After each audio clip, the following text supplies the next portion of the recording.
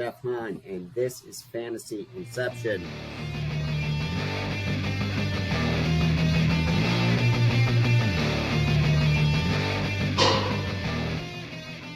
Boys, how are you guys doing? Good. Captain Hook and Ladder coming to you from the depths of Davy Jones's locker room. You're not going to do that the entire show, right? The entire show. Do you want to explain why you are wearing a pirate costume? Apparently, I lost in last week's pick'em, but who knows? Because nobody ever gives us the damn scores. So you just got to go with what the host says. You just have to take it that I am being honest with you. That's exactly what I do. All right, so today we're going to switch it up a little bit. We are going to talk Dynasty. Oh, yeah. To start, and then we will see how much time is left for content discussion. Oh, yeah. Oh, yeah. So, for the viewers, this is going to get annoying super fast. For the viewers that don't know, we started a Dynasty league this year. We had our startup at draft time. We have a big overlap. That league is called There's Always Next Year. We have a big overlap between Clowntown members and Dynasty members, so it's the three of us. Chris Rowlands, Fender, Moreau, Bino. I think that's it in terms of the Clowntown. And then we are added by 5 others that I will mention. So we're going to just do, every once in a while, we'll do a segment on Dynasty. Today we are going to start off by going through the rosters that existed post-draft. And then this week, the reason that we're doing the Dynasty segment this week was insane with trades. So I want to walk through those with you guys and get your grades on those trades. I'm also going to ask you guys to tell me whether or not each team at the beginning of the season was a contender, a pretender, or a clear rebuild. So quickly, I'm going to present the screen so you guys can see. This was the draft results. And I'll walk through it in a sec. The starting roster was much deeper than what we have in Clowntown. So it is a super flex with 2 receivers, 2 running backs, and 3 receivers. 3 receivers, thank you. And then 3 flex. So it's a lot deeper. And real quick, we'll start off, Landon, with your team. Yeah, sure. And I'm just going to highlight. So just because I had the one. Landon got the first pick. He went with Josh Allen, Diggs, London. Lawrence is the second QB. Marquise Brown, Aaron Jones, kind of the only really older player on the team. Mike Williams, Hunt. I think that does it in terms of like the big names. Maybe I'll walk through the teams quickly, and then you guys can tell me which ones you think are contenders or pretenders. I went with Herbert, Watson, Metcalf, Moore, Godwin, Dobbins, Dillon, Amon, and Tony. Then we have Bino in the 3rd spot. Mahomes, Swift, Waddle, Hill. That combo was very good to start off the season. Zach Wilson, Tian Mooney. And then our newer team. So we have the 5 that joined the Clowntown was Cheelan, who a lot of us know, and he is BTS Bear Down. Elliot Cohn, who is the Jewish Ditka. Ryan Blackman, who has the very creative name of R. Blackman. And Kevin, who is right here. And then Ed. So Jewish Ditka had some veterans with Adams, Kelsey, Keenan Allen. And then I'm just going to quickly, we had Murray, Lance, A.J. Brown, Pittman, Kittle. I feel like this is senseless to go through each team, so let's do it this way. Landon. Yeah. And Jeff. With Landon's team, contender, pretender, or rebuild? I certainly think with Josh Allen and Stephon Diggs, I mean, they're going to be a contender this year. We see it in kind of multiple leagues that we're in. So, this team is definitely a contender. Landon, was that your strategy going in? Yeah, I don't really know if I necessarily had a strategy. I thought I was going to do a little like contenders and also kind of plan for the future a little bit. So I had a mixture of some young guys in there, but definitely some proven veterans. And yeah, I agree. You are. I think you hit exactly what you're going for. Like I mentioned earlier, you have Aaron Jones is really the only older guy, but then you have a bunch of young guys too. My team, contender, pretender, or clear rebuild, or progressive struggle. Well, like like right immediately Yeah, after the it's draft. tough. Immediately We're looking after at it now, immediately after the draft. No, I thought it was good. I thought it looked like a pretty good team. Yeah. I was going with the strategy of just giving up on this year because Watson was not going to play for basically the entire year.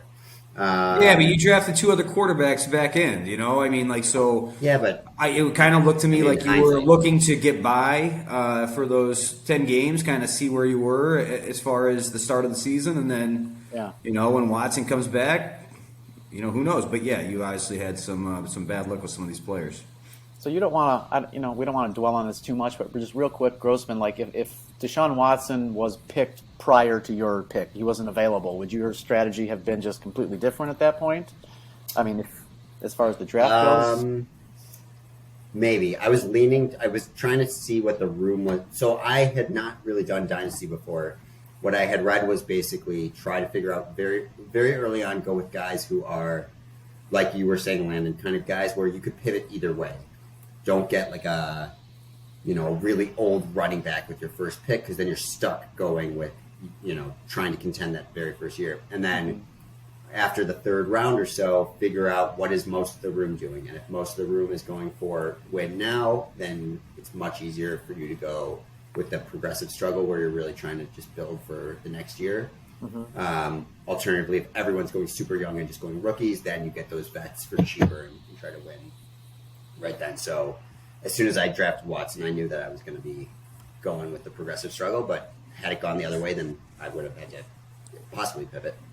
Yeah, you had Dobbins too, so you knew you were going to be waiting that one out too. So you never really had a Right. number 2 running back to roll out there, and Yeah, and Dylan, I mean, really not even a number 1 to be quite honest. But yep, yeah, definitely.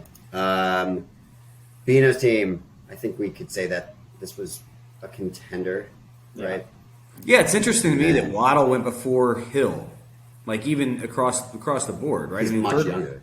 Yeah. Sure, Hill is 28 years old, it's true. so I think that's probably why. But yeah, there were some interesting picks. Swift this late in the second round, I thought was a great. Yeah, I even was if he was injured for a while. hoping he was. The Jewish Ditka, I think this is a clear contender with Devontae and Kelsey in the first year, Yeah. going for win now. Yeah, You guys agree, I assume. for sure.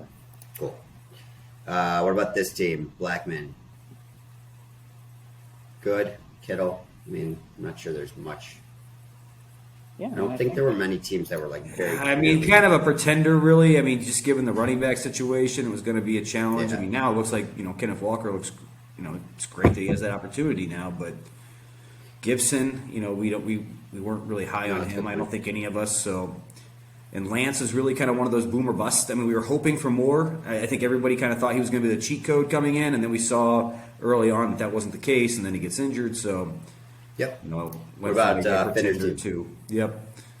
Contender or Yeah, I'd say- I think this I'd say looks contender. like a contender, right? Yeah, I actually agree with that. yep. Yeah.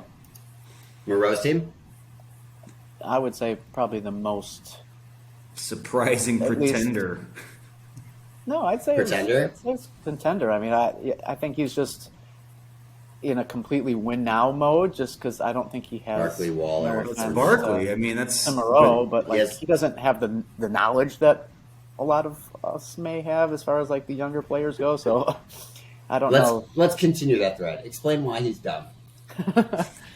I mean, he self-admittedly says he just after like round 9 or something, he didn't know who he was drafting. So He was I think- so proud when he drafted Ramondre, and Landon and I both said, "Damn it, we wanted him." yeah, I wanted him Like, bad that's that right.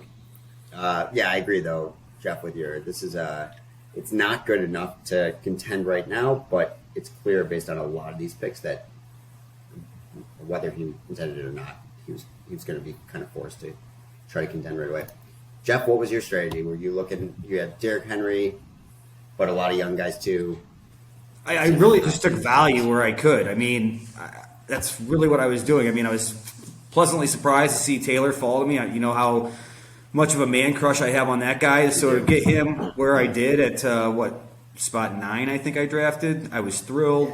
Then I knew I really had to look at some kind of youthful wide receiver to kind of back that up. And then, like I said, value the rest of the way. So when Mixon fell to me in round 3, I was happy about that. And then to see Henry come around, I just kind of figured I had to take that. So, you know, initially I thought I was a contender, but as the season has kind of played out here, I am more of I think my team looks more like a pretender. And now it's probably a rebuild team. Yeah. With some good pieces. You have some great pieces. Yeah. Jeff's team, pretender, contender, rebuild. Right off the bat, what did you guys think? He has Brady, which kind of makes you think he's going to go. I didn't see this out of Tua. I mean, like early on, now he's injured, obviously, but you know, decent team, I guess. I thought maybe more pretender than it is now, looking more like a contender. Yeah, I agree with that. Kevin's team, I think kind of one of those could go either ways, but then at the same time, you have Matt Ryan as the second QB is not a great look. No. Maybe that pretender. Roland's, I think definitely contender. Would you guys agree? Or Yes, I would agree. Yeah, I mean, I absolutely would agree with the contender here. I mean, given some of these picks. and then the last team I believe it was this team, right? Which again, yeah, I mean, kind of a surprise team. I thought some good picks here. I thought more of a contender, but yeah, clearly looks more like a rebuild now. Yep. All right, so then we're gonna just to show you the standings. Landon is 4-1, tied for first place with the most points scored. This is points 902. The way that the playoffs work is it's going to be 6 teams make the playoffs. The first 5 in the standings make it, and then for the rest of the teams, whoever has the most points scored gets that 6th spot. So right now, the Jewish Ditka actually has more points than Bino, and so he would be in the playoffs, and Bino would not be. So we have Landon, Finder, and Jeff and Moreau at 4-1, and then Crispy at 3-2. Everybody else is a losing record. I am way down at the bottom. Jeff, you're kind of in the middle of that 2-3. Now the fun stuff. This week was insane. So we're going to look This at week the was trade nuts from this week. So we started off with I traded Geno Smith and Mackenzie from Buffalo for Chris's 2023 first round pick. Chris obviously going for a win now, but did not have a good second QB. Grade the trade, guys. What grade would you give me, and what would you give Chris? I would give you an A, Thanks. and I would give Chris probably a B, maybe even a B minus. Jeff? I just don't know. I mean, this Geno Smith story obviously has been fantastic, but Yep. you know, is that going Balling to out. stick? I don't know. And McKenzie's got to compete with Shakir now a little bit, even though Crowder's gone. So I don't know how great McKenzie's going to be. So for you to get a first rounder when obviously you got Watson coming back towards the end of this year, where you're not even going to probably use Geno Smith, that's a good move on your part. Yeah, I mean, fair trade, I feel, and certainly something that puts Chris in a good position to make a run at the championship. Yep. And Chris mentioned yesterday that he's already gotten offers for Geno first in return. Ooh. The next trade was a doozy. Cheelan received Tyreek Hill and Mooney from Bino in exchange for Devonta Smith and Cheelan's 2023 first round pick. Right in time to face me this week, too, so that was Yeah, that's awesome. fun. What grades would you give, and was this at all a surprise to you, or This was a bit of a surprise. Yeah, I mean, I guess I was kind of surprised to see so much talent traded away for what is really a wide receiver 3, maybe a flex option at best, and In Smith. Yeah, and for a first round pick. So what grade would you give? Yeah, but I don't know how to grade this. Come B, on, just give a a grade. B and a B minus. There you go. Okay. Couple of grades there for you. R. Yeah. I'll give it an R. All right, Len. Yeah, I mean, I know that Bino's wanted to get rid of Tyreek Hill because he's got the Hill and Waddle combo. Yeah, right. So, Went off against me. Both of those guys did. yeah, I mean, that's something he's wanted to do. So I guess, Devonta Smith, like you mentioned, he's not great, but he really wanted that first round pick, which Yeah. he got. So, And I think he'd be. I mean, he's on a team that's, gonna produce a lot of offense, and there's not that many receivers there or other players that are going to take the ball outside of A.J. Brown. So I would give it a B plus for both. I think it works well. Although I thought Bino's team was much more focused on winning now, and I think getting rid of Tyreek Hill doesn't do that. Bino then almost immediately traded the first that he got from Jeff, as well as his own second from this year, and Nico Collins, which seems like throwing, to Evan for Higgins, a young wide receiver, stud, pretty damn good turnaround for Bino there. Jeff, since you love grading these trades, what grades would you give this? Yeah, so I guess I would probably give this. I don't know. I think more like a B minus, just to acquire Higgins and throw some picks out there. Higgins is injured a lot, and it's do been not a think it was a tough good move offense. by Bino? I don't really. I mean, I like Higgins. Don't get me wrong, but given the injuries right now, for the future, I guess maybe it looks pretty good, but. This is Dynasty, so that's kind of an important. Yeah, I know. Yeah. It's hard. It's just a lot to digest. I don't know. I don't love this. Len? yeah, I think I like it for both sides. I mean, Higgins I don't have his age in front of me, but he's young, probably, Yep. 23, 24, something like that. So he's going to have him for 5 years and 5 probably good years left. So, yeah, I think B plus for both sides. Okay. Yeah, I agree. Kevin's team very quickly was kind of bucketed in the this year's not happening group, so he was immediately trying to get those first rounders. But at the same time, Higgins is very young, so it's surprising they traded him. Now to get to the good one between these two guys, Landon and Jeff. Landon traded away his 2021-23 first round pick, and what's Cook's first name?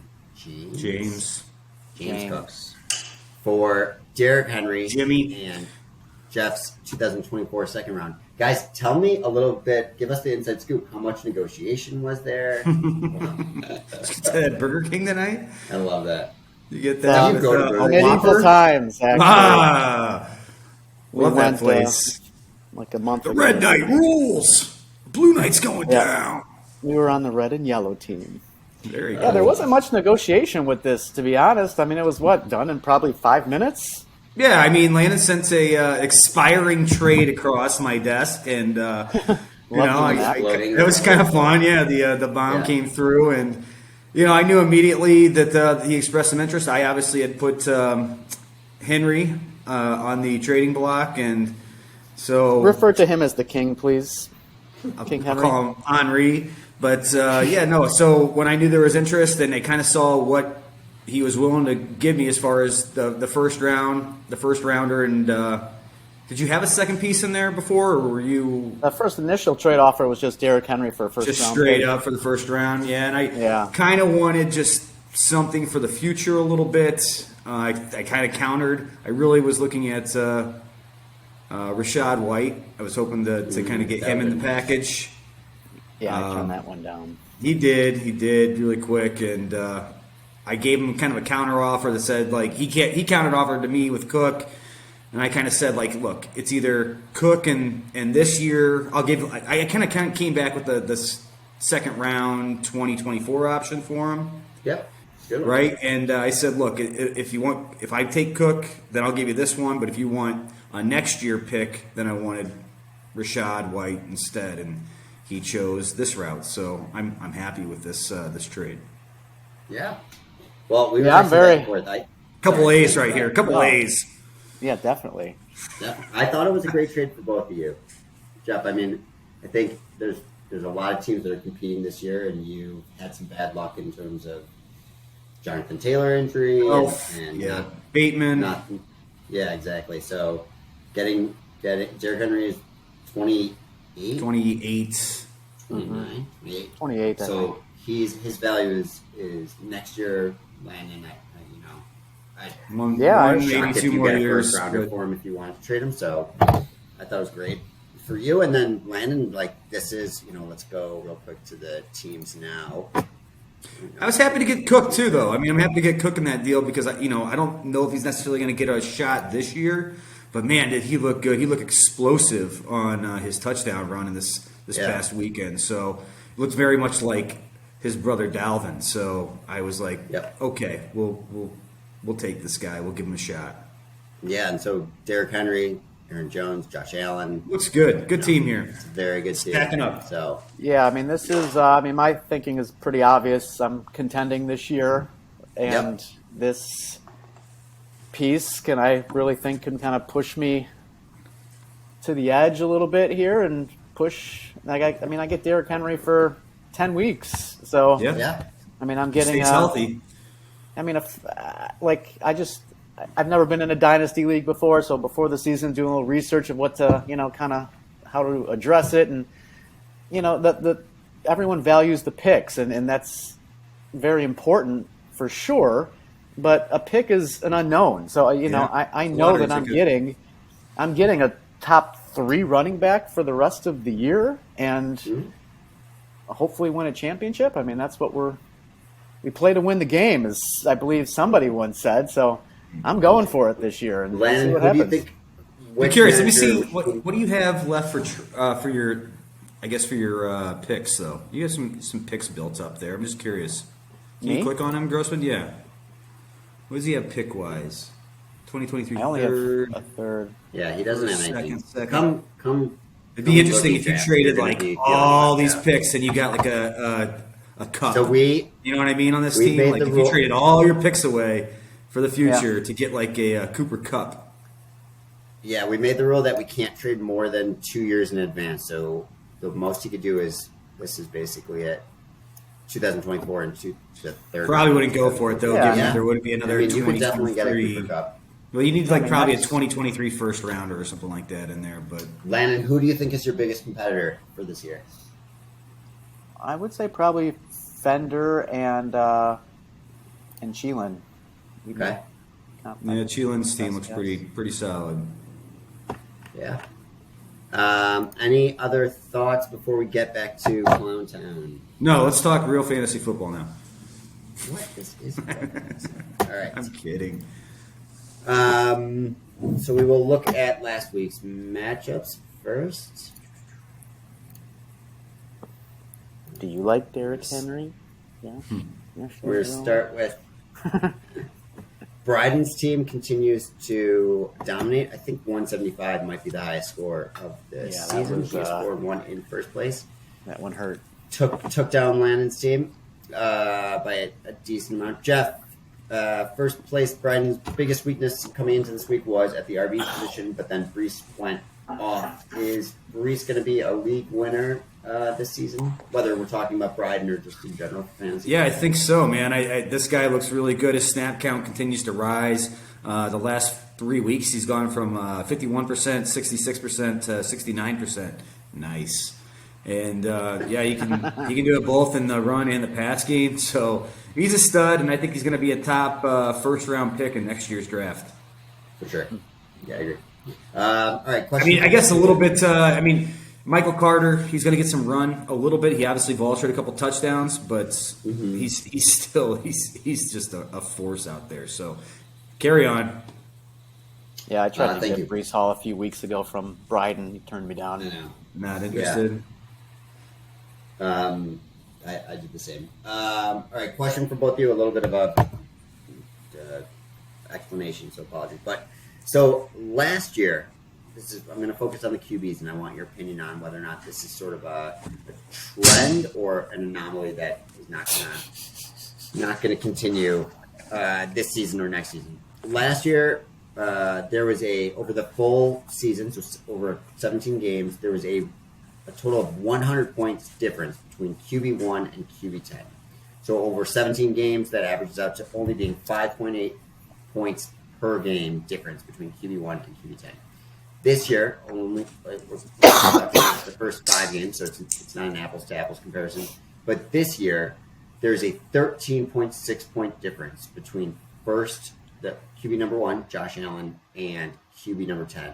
On top of that, there's only 4 QBs that are doing anything compared to in years past. Even that difference between first and 10th, you had really 5, 6, 7 QBs that were very close to, that QB1.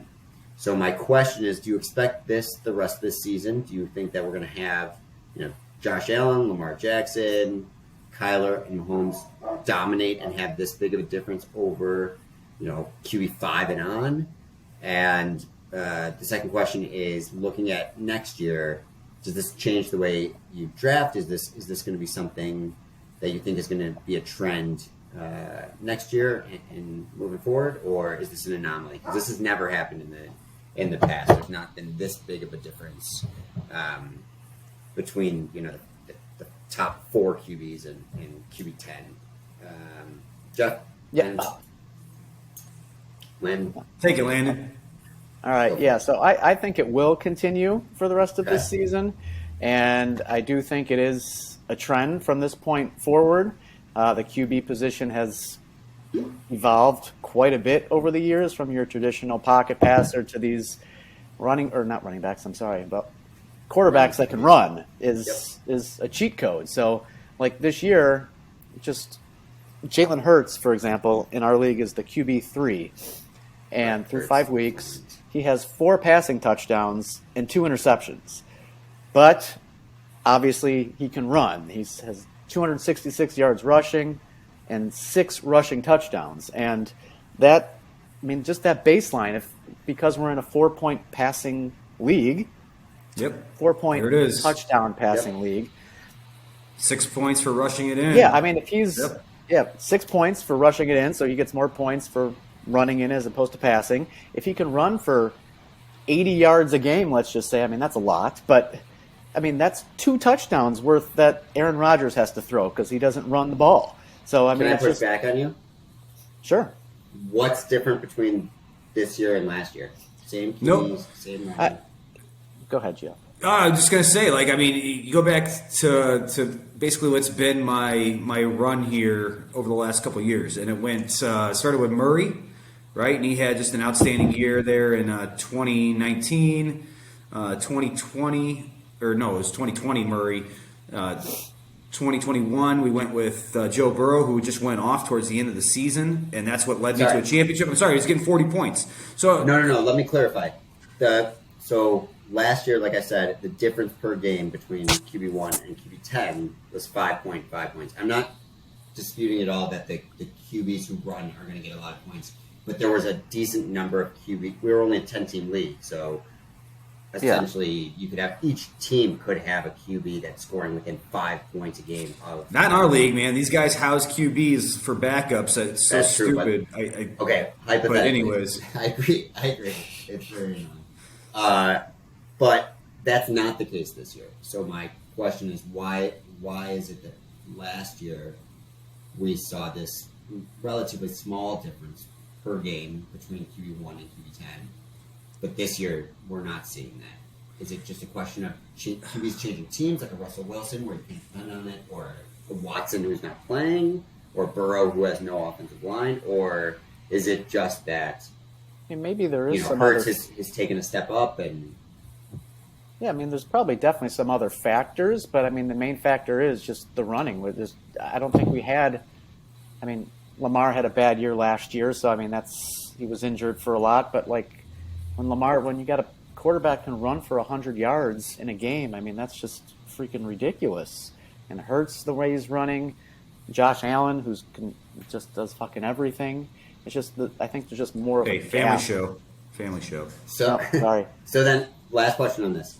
Josh Allen, I'm trying to think of the other guys, if I know what they went for. But Josh Allen went for, I think, $25 in our auction this year. Does that increase dramatically to what Moreau was paying for Mahomes in years past, that $45, if you know that you're going to get this type of advantage at a QB position? I think it definitely can.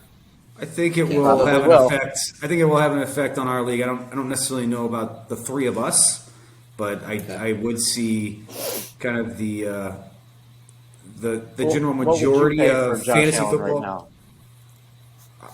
I wouldn't Like go. Or if you it wouldn't? was- if we were redoing it? Yeah. If we were redoing the draft, I mean, I wouldn't. I wouldn't. I'd look for. I'd pay more than I always play value at the 25. quarterback position. Easier in hindsight. All right, next. Yes, Olave, Finder's team, continue taking it. I don't know what I was going to say there. Chris's team. I'm just making up phrases. Put up a good 138. I think that was the third most points scored, so tough luck for Chris, but it was a good showing by Matt. Jeff for Fender is Stevenson. Is he on it right here? Is he going to ball out rest of the season? Yeah, I mean Stevenson. Yeah, Stevenson is very athletic. Let's not, there's no dispute there. But there is a reason why Harris gets so much run when he's playing and so many TDs. I mean, that guy was roughly a kind of a TD per game type of guy, and it's because he has the ability to move the chains. And I'm talking about Harris now, and coaches like a guy who can execute the plays.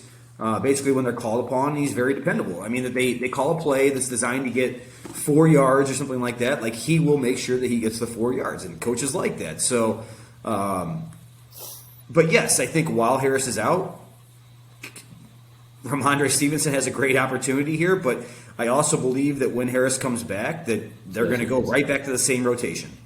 So even if Stevenson goes for 150 yards, 5+ yards per carry for the next 2 games that Harris is out, just hypothetically, you think Harris comes back and it's going to go back to some sort of 50, 60 Harris is a good running back himself. He's not like some just guy to toss aside. So I mean, they're also he's at the end of his deal. I mean, Harris is, so he's most likely going to be traded. But so why would Belichick risk his future with Ramondre to put him out there for 20 snaps a game? Or I'm just saying, to give him 20 snaps a game when he has Harris right there too, who's like I already explained earlier, is very valuable to what they're trying to do as an organization. Yep, totally. I don't disagree with you. I just like asking. Yeah, no, I love that question. That was a great follow-up. Landon, Fight, for Chris fight, Hockey. No, Can't never. play a pirate. Do you have a hook, by the way? Do you actually Oh, I have got a hook. Got a sword. That's not a. You've never played hook sword before. Ooh, There you go. yes. Landon, for Chris, Hawkinson went from 35 points last week to 1 point this week. Amon came back, but he did not have a huge game. So, what do you make of Hawkinson moving forward? Yeah, I mean Hawkinson, that huge game. I forgot who they were playing when he blew up, but probably not a great defense. But there was no Amon and no Swift. It was But the Seahawks. Okay, well, that explains it. So, I mean, if you don't have, a Kelsey or an Andrews, and then maybe the tier below it at this point maybe is a Higbee or a Njoku, or I can't think of maybe Pitts? Dallas Goddard. Pitts? No, Pitts would have been not third. yet. A But, tier below that, and a like, tier below that. It's just these guys can go out and get you absolutely nothing. So it's just the tight end position. So it is what it is. You just kind of have to take it on the chin with these guys. So, can we just next year turn the. Like, what do you think Belichick saw? I'm just saying. Like, I'm just going to say this. So, first of all, Belichick watched the tape for the previous week. Hey, Hawkinson went off for 150 yards and had multiple scores, right? Belichick. We might want to freaking cover that guy, okay? So they're going to double him up given the lack. And then Jared Goff's home road splits are atrocious. Like, he plays so much better at home than he does. Yeah, he did. I talked about this a couple weeks ago. Than he does on the road. And so, you kind of saw this coming as far as Bill Belichick was really going to give him a lot of trouble, I think. Yep. And so I believe that Hockenson is the number 4 tight end, if not the number 5 tight end, somewhere right. I mean, that's very close, obviously. So it's kind of. But again, so I think that's where they fall. That's where he's going to fall. This when it comes to the end of the year, he might even be number 3. Honestly, he could be the 3rd best, and that's why I was happy to pick him up in Dynasty. Yeah, I'm excited. All right, another question with a long lead up time. Here we go. And the basic question is: we talk about spending $1 for a defense. We kind of, I don't think the 3 of us ever spend more than $1. We give people shit for spending. Spend more on my fab budgets trying to acquire defenses. And yet, the top 2 teams in scoring this year, Bryden and Chris, have Tampa Bay and Buffalo, who were the preseason top 2 defenses, and they are scoring over 50 points. They're getting 50 points more from their defense than the lowest scoring teams this year, which is me and Walter, and our defenses. And so on a per game basis, you're talking about at least 5 points of an advantage for those 2 top defenses. Sorry. So does it make sense for us to be spending more on a defense, on those top defenses, if we know we're going to get that? You don't know. It's so subjective. That's the issue. Like team defense, not even subjective. It's so random. Like it's frustrating, the whole process. It needs to be improved upon. Just basically the overall realm of fantasy football, in my opinion. Certainly limiting scoring is one thing, but there's never a guarantee there. I mean, you go out and play to play the game and win the game. So every team's going to bring it. There's always upsets and things like that like how'd this happen? But what you're really trying to do is predict teams that can score and get turnovers, and the matchups oftentimes have a lot to do with that. Quarterbacks can get injured during the course of the season. You look at Buffalo this year, though. They've had just a cake schedule, and it honestly doesn't get a whole lot harder down the stretch. But week 8 will be a bit of a test for them, facing Green Bay. Maybe not their defense, but offensively they might struggle a little bit. But weeks 2 through 6 they face Tennessee, Miami, Baltimore, Pittsburgh, Kansas City, and they're going to face Miami twice. They're going to face the Jets twice in their division. They got Detroit on their schedule, and then Minnesota, as well. So this schedule is it's very light for a team that. Typically the way the NFL works is when you have a top team, they'll try to pair them with these bigger matchups, these tougher teams that might be more competitive. Yeah, like KC this week. And I just this Buffalo Bills defense, which is very good, don't get me wrong, but they have had a few injuries here as of late. I just think they're going to continue to roll the rest of the season. But again, 15 points. It might be one thing, but are they going to continue to get 26, 27, that sort of thing? I don't know. It's just so hard to predict the turnover spot and getting that many sacks and that sort of stuff. You know what I'm saying? Yep. Yeah. Lan, you agree? Yeah, I got nothing to add to that. I'm not going to ever spend more than $1 on a defense. It's just a streaming position for me, and it will always be that way. Okay. Next matchup.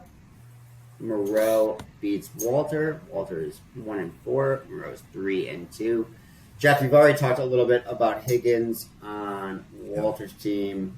A lot of injuries every game. If you were Walter, would you try to trade him since he does have that really high upside when he is healthy? Honestly, I'd be looking to sell Chubb if I was Walter. But you're always looking to sell Chubb. Oh man, every chance I get, but. Selling an injured player, you'd have to imagine you're going to be selling a little low there, despite some of his good games here. Personally, I wouldn't do it, but I can see the logic behind it. I can see the reasoning. I guess it all depends on the deal, honestly. And he was practicing today, and they're going against New Orleans this week. So I've heard that Marshawn Lattimore might not be playing this week, and if that's the case, fire up Joe Burrow, Jamar Chase, T. Higgins. Those guys are going bananas. Yep. BAN. Landon from Moreau, he wins despite starting Allen Robinson again. More importantly, Barkley is putting up just another solid game. Is Barkley the number one QB rest of the season for you? He's not the number one quarterback, but I would say he's number one running back. He has been playing Wildcat, though. He has been doing a little Wildcat. Whatever. I think he did that. Tight ends are getting... Yes, I would say if we did a draft now, I would be spending the most on Barkley. It's just he's...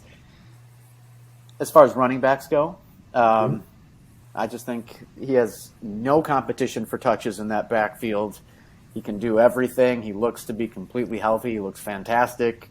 So, yes, I would think he's the number one the rest of the season. All right. Next matchup, handed me just a brutal loss. Not much to talk about on my side. For Bino, Gabe Davis had an amazing game, but only 3 receptions. They didn't really need to use him much because the game just got out of control so quickly.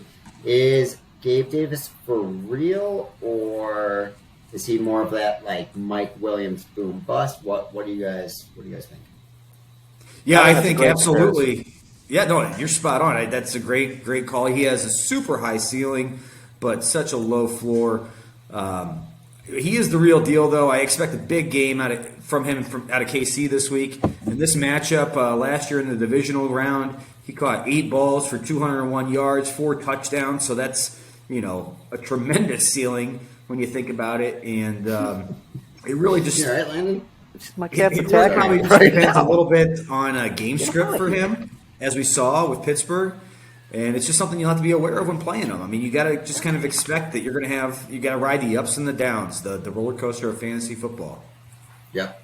Landon, agreed? Yeah, I agree. I just forgot what I was going to say because my cat was attacking me. But no, I think it's just weird with, besides like Stephon Diggs, with Josh Allen, because Josh Allen throws a lot of touchdowns.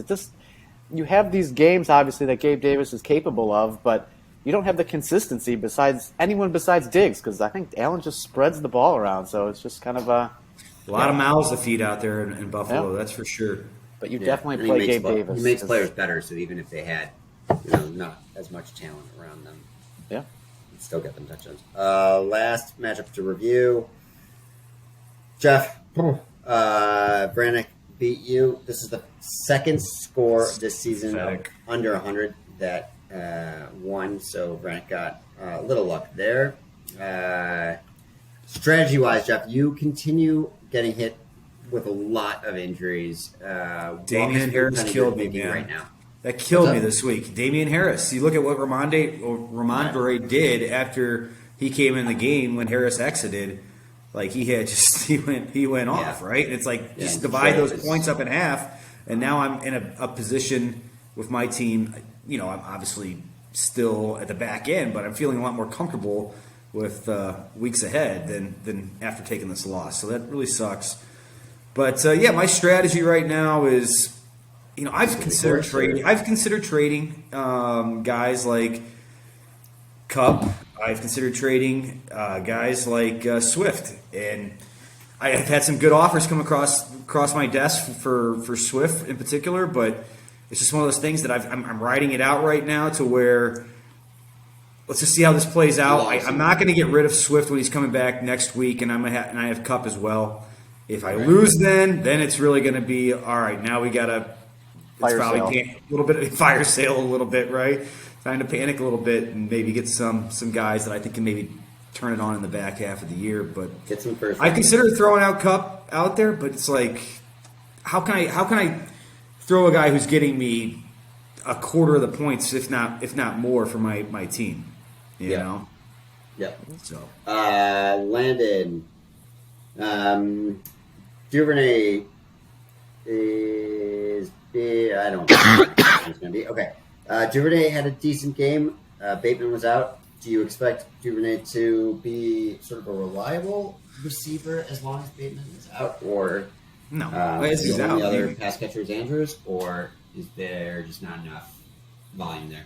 And I don't know if I would go as far as to say reliable. I mean, he's done pretty well this year, but I think he's kind of a low end, maybe not a low end. I'd say he's just kind of a flex type of player while Bateman's out. But yeah, I think it's just Lamar seems to not play. He's had two, not horrible, but not great games this year, and they've both been games when Bateman is out. So Bateman's kind of the key to that offense. So Yep. I don't know And how. he'll get at least one more. Andrews is the key, but I get what you're saying. Yeah, I mean, Yes. All right. That does it for review. Let's do take them. All right. And the penalties are getting narrower, so we'll see some good ones moving forward. All right, guys. Who is going to get more fantasy points? Devonta Smith versus Dallas or Thielen at Miami? Miami is not a good defense. Dallas is. Devonta Thielen. Smith or Thielen? Thielen? You said maybe Devonta Smith? Devontae Smith. Okay. Yeah, I'm Thielen. going to take Thielen as well. Mike Williams versus Denver or Sutton at the Chargers? This one's kind of Sutton. agreed. Agree. Kelsey versus Buffalo or Debo at Atlanta? Debo. That's a tough one. You go, Grossman. Good. No, you go. Oh, Kelsey. I Sorry, go Kelsey. yeah, I can go first.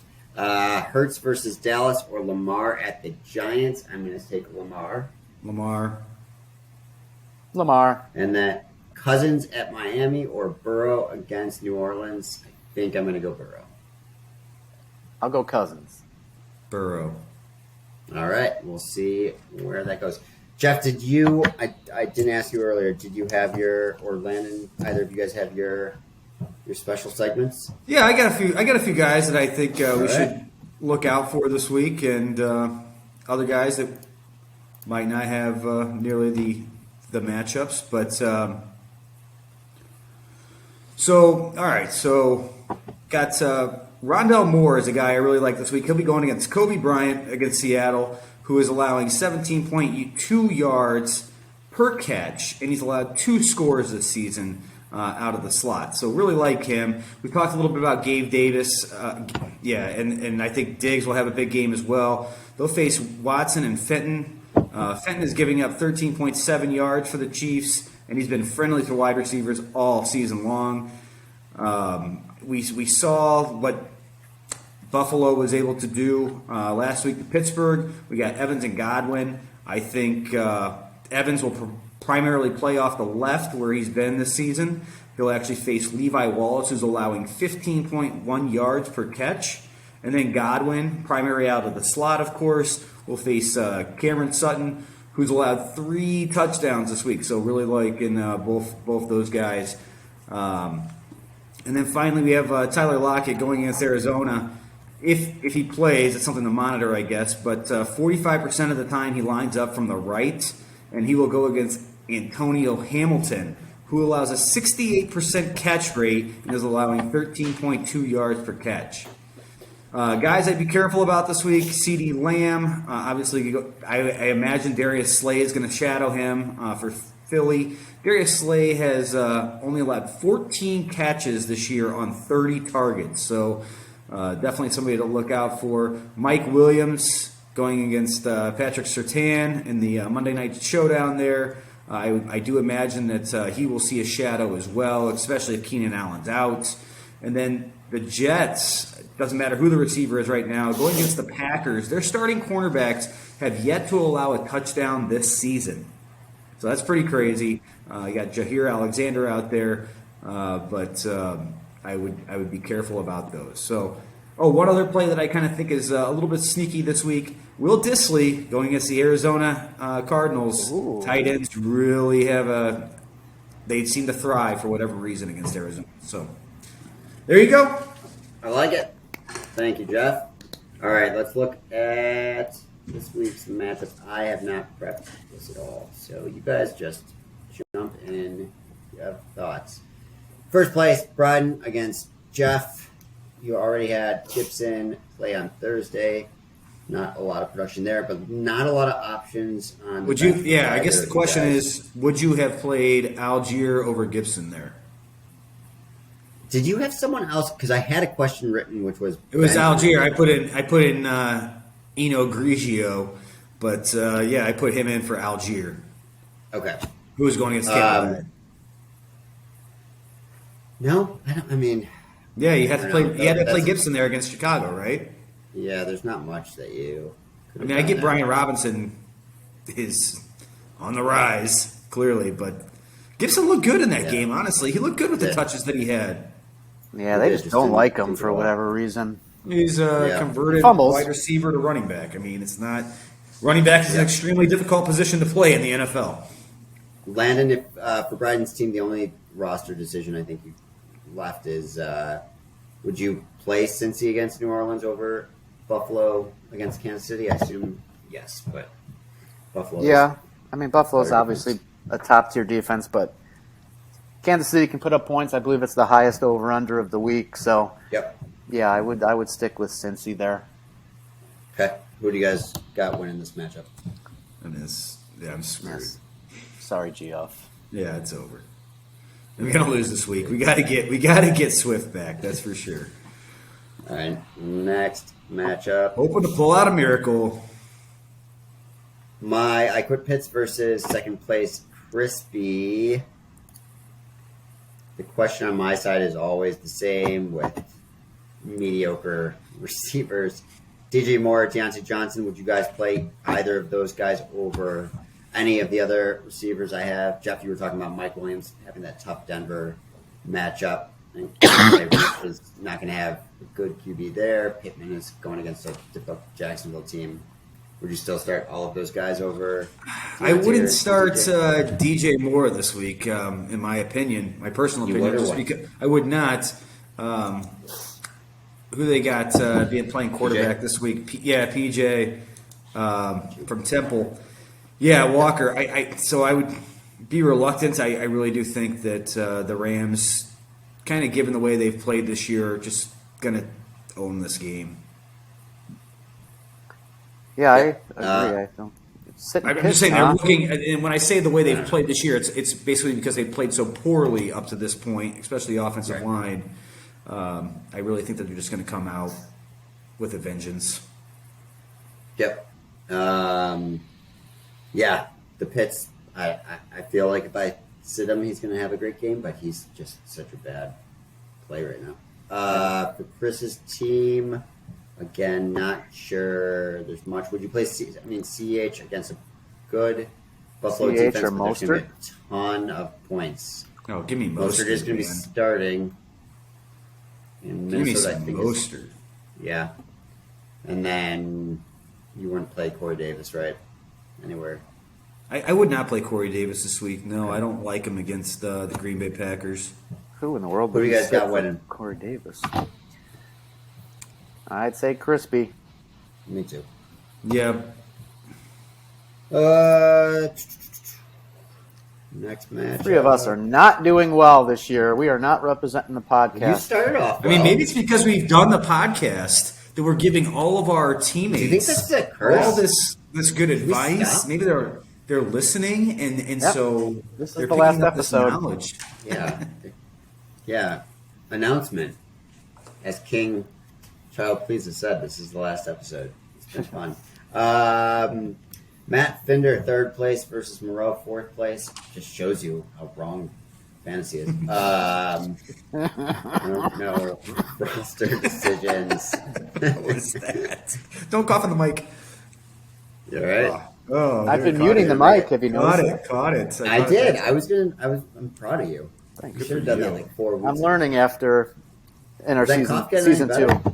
Now it's getting worse again. Oh, no. Are you going to the right doctor? I don't think so. I don't think so either. All right, 5 minutes. Let's put a bow on this, boys. All right. Any roster decisions? We talked about Herbert's matchup against Denver, but Dak's not even playing, so that doesn't matter. On the other side for Fender, Drake London, would you play him over McKenzie? I think that's probably. I would you not, do, no. Or Judy, any of those guys? San Francisco's got a great defense.